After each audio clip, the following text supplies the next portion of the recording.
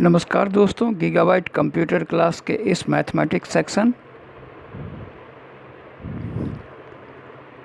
Time and work में आपका फिर से स्वागत है। दोस्तों, आज हम आपको एक नया ट्रिक्स बतलाते हैं। ट्रिक्स है, यदि ए, बी और सी अलग अलग किसी काम को क्रमशः एम, एन और पी दिनों में समाप्त करते हैं तो उनके द्वारा एक साथ मिलकर उस काम को करने में कितना समय लगेगा। इसको इंग्लिश में समझ लेते हैं दोस्तों।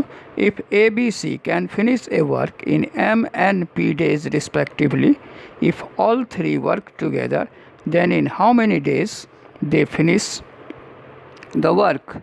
तो इसमें लगा समय जो है दोस्तों, इसका ट्रिक्स होगा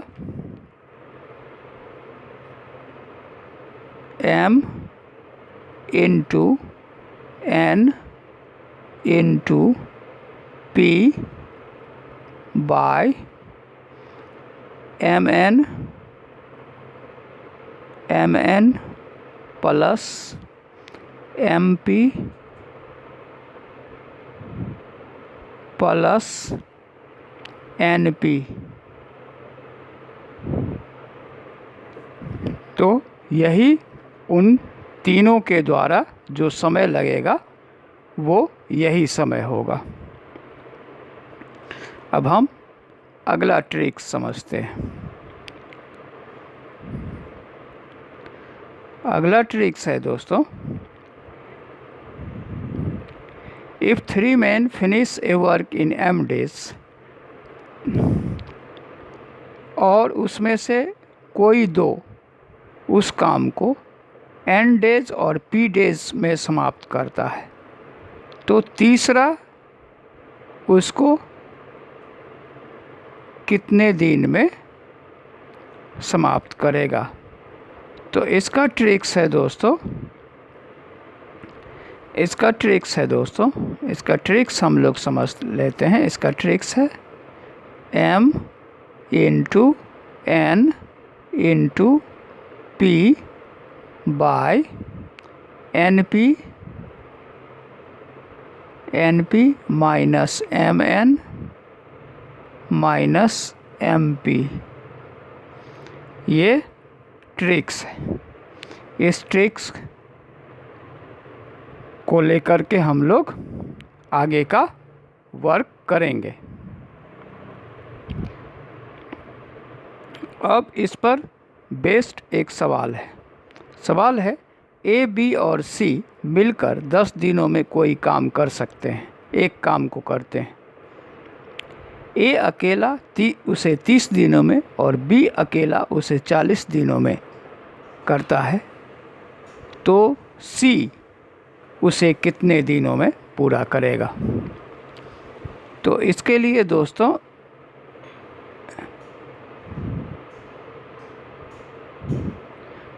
लिए दोस्तों हमको करना है 10 इंटू 30 इंटू 40 बाय